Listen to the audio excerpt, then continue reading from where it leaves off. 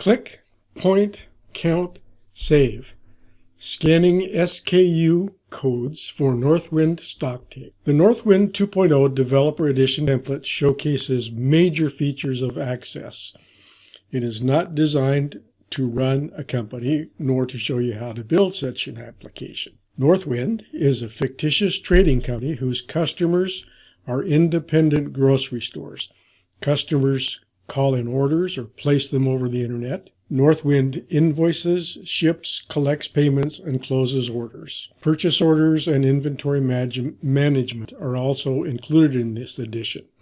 One of the key components that makes the inventory management work is the ability to manage our inventory. We do that through regular StockTake events. And a StockTake event occurs when you shut down normal sales and purchase orders, send people into the warehouse to count the units of each product that you have available. In this app, we'll demonstrate how you can use a barcode scanner and a barcode scanning app to enhance that StockTake capability. Features include a single function mobile app to scan the SKU codes from barcode labels.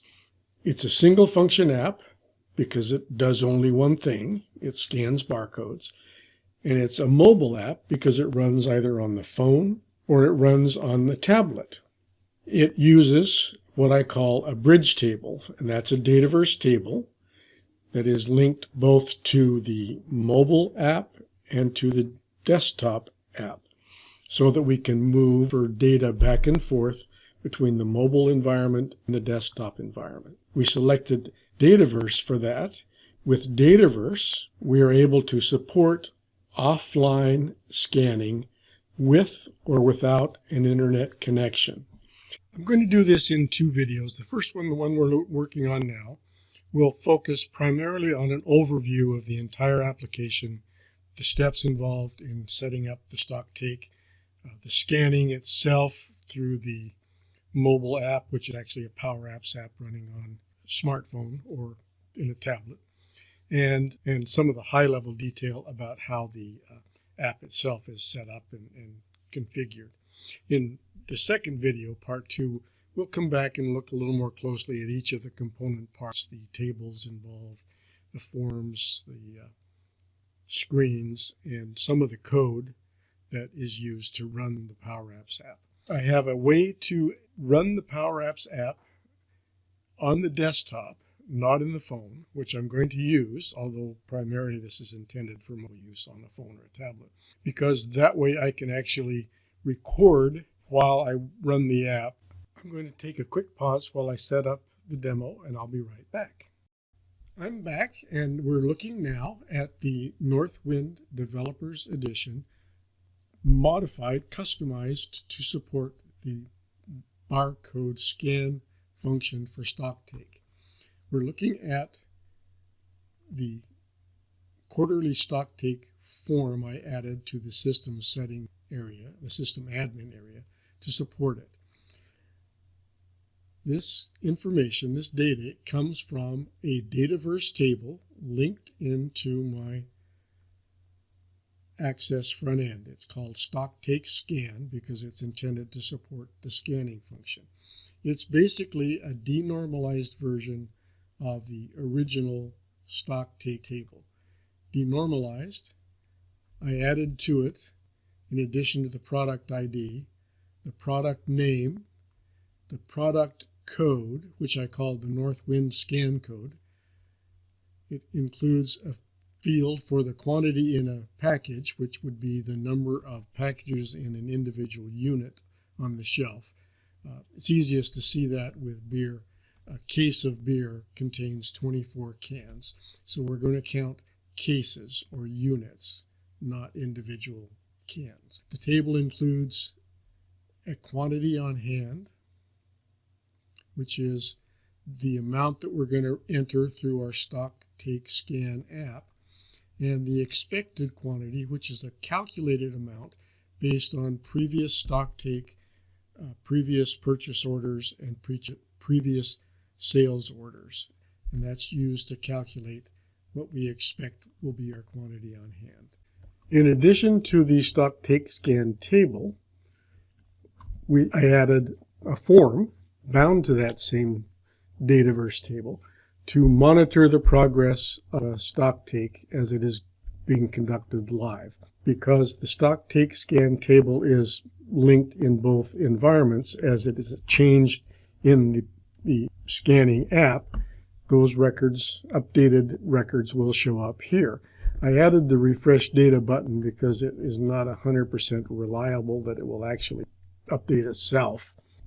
Sales Manager then can start the process by clicking the button. It does several things. First of all, it sets a flag in the database saying StockTake is underway, no new orders, no new purchase orders. Suspend those operations until the StockTake is complete. And in fact, you can set it up so that it disables data entry on all your forms. It also runs a query that will append any new products added to the product line to our StockTake scan table. It also runs the procedure which calculates the expected quantity for each product currently in our inventory. And that's highlighted in red here to indicate that as of this moment, our StockTake quantity on hand is nothing. We don't have one. So our expected quantity does not match up. It's red, not green. Green means everything is okay. Red means there's a problem. This, of course, will update itself as the StockTake proceeds. Let's stop this part and go look at the app. I've now closed the Access front end and opened the desktop PowerApps player so that we can actually work with the PowerApps app on the desktop. Now, this is not running in a browser, not running on a phone. It's running in a desktop player, which you might compare to the Runtime for Access. This is simply a way to play your apps or run your apps without having them editable. You'll notice that it is running in PowerApps. My icon up on the right here indicates that we are connected, and that means connected to the Dataverse table. This is the start screen. It has a couple of purposes. One, you can set some configuration options, and it serves as a menu to launch into the working screens. The first configuration option is whether you want to work with a keypad on the left or on the right. Because it's a virtual keypad, you can put it where you want, and for someone who is left-handed, they may prefer to have it on the left-hand side of the screen. I leave it on the default right. When you're working with inventory, there's a concept of shrinkage. Shrinkage basically means that almost never will you find that the actual quantity on the shelf is what you expect it to be. Things get broken, thrown in the trash. Things walk out the door. We can have the case where something gets returned and put on the shelf without being checked in. So we could actually have an overage rather than a shrinkage. What we do with this is set a tolerance, a percentage, saying if our actual count is less than, in this case, I've set it to default to 5%, we will consider that acceptable. If it's greater than our variance allowance, then we'll set a flag saying there's a problem with this item, follow up. And I use a system of green, meaning exactly matching. I expected 100, I have 100. Yellow means it's off, but it's within my shrinkage allowance. And red meaning that it's outside my shrinkage, somebody has to follow up. So those two configurations can be set here. We have the option of working with the keypad or the barcode scanner. I consider the keypad primarily to be an emergency backup in case you have a product that doesn't have a barcode, the barcode is illegible and you can't get it to scan. You can still continue your inventory by switching over and entering that manually through the keypad. We're interested in the barcode, so let's look at that. Orienting you quickly to the screen. Again, we have the icon in the upper right indicating we're live connected to the Dataverse table. This is the StockTake scan table I just showed you.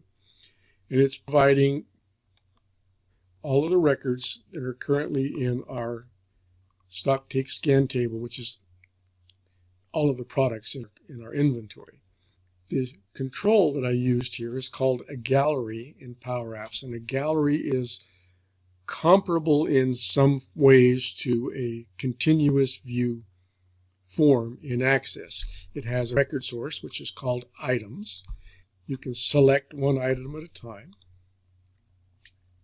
And in this case, I've set it so that it highlights the background a little bit, and it places the product name into the title bar.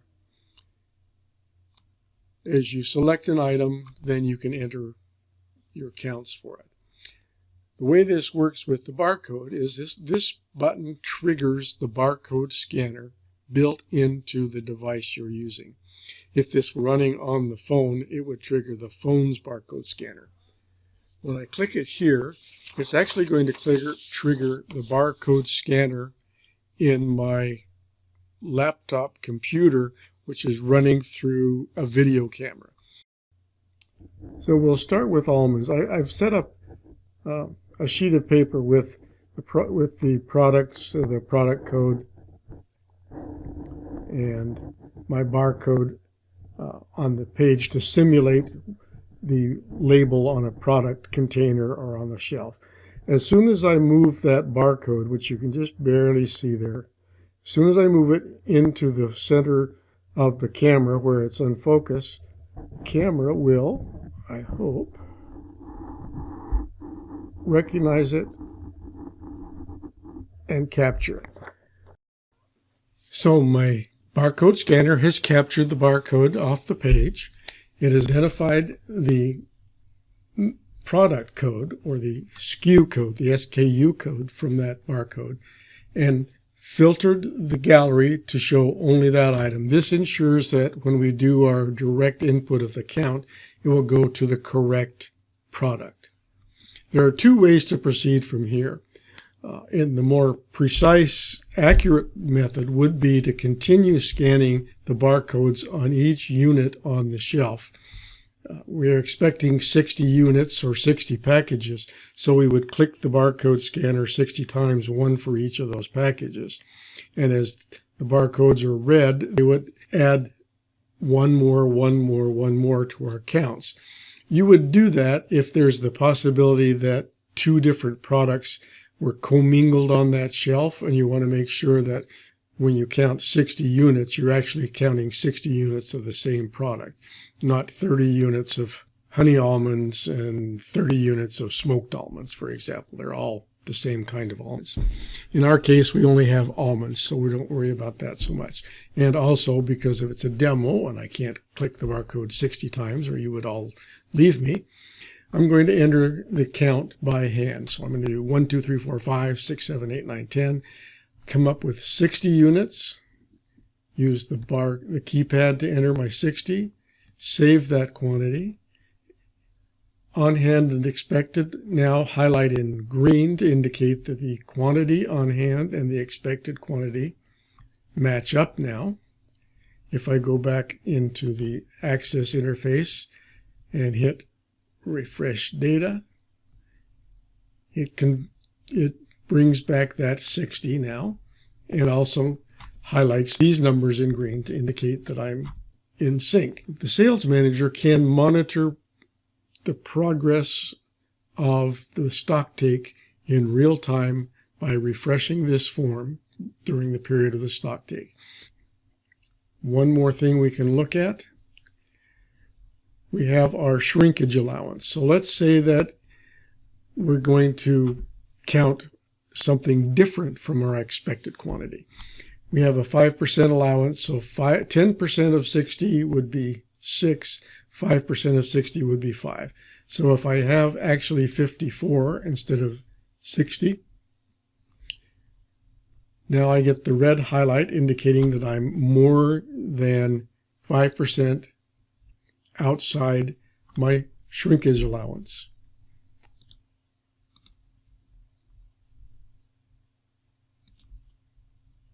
I have an overage. I actually have one more than I expected to have, but it's within the 5% allowance, so it's yellow, or in this case orange.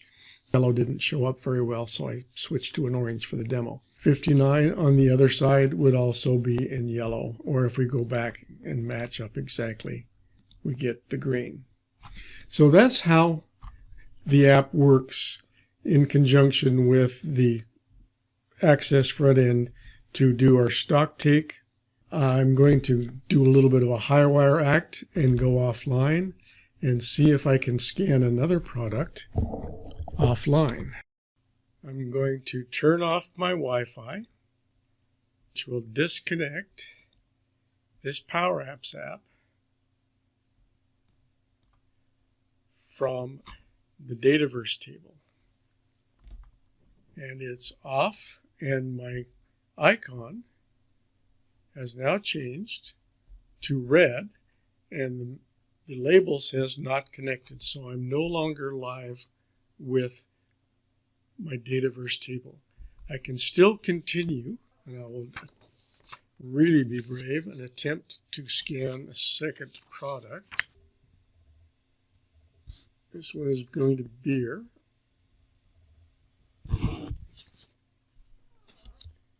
We'll do a quick count and say we have a 96. Highlights in green. We still have no internet. Not connected pending upsync. That means we now have two different sets of numbers, or two different sets of values and numbers in our two environments. Within the PowerApps app itself, we have one number, 96.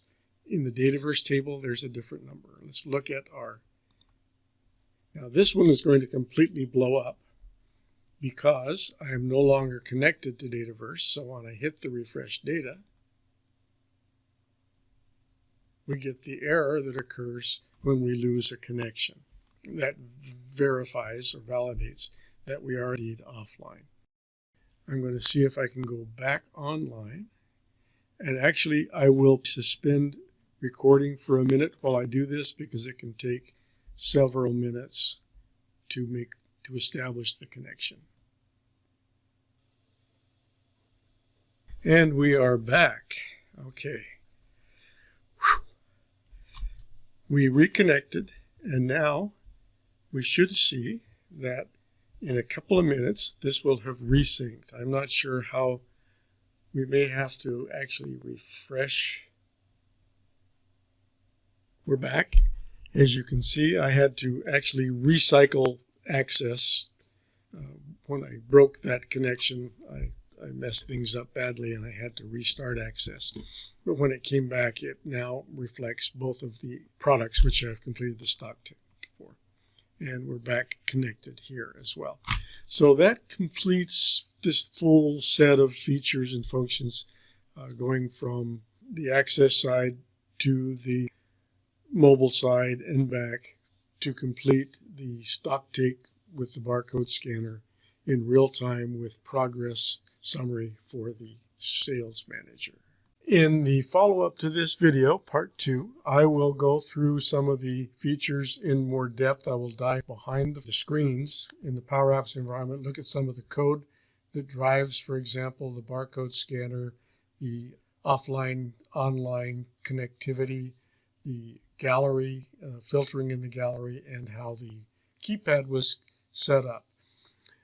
If you like what you saw, please hit the subscribe button, hit the like button to let me know that you thought it was okay, and I'll look forward to seeing you next time. Thank you.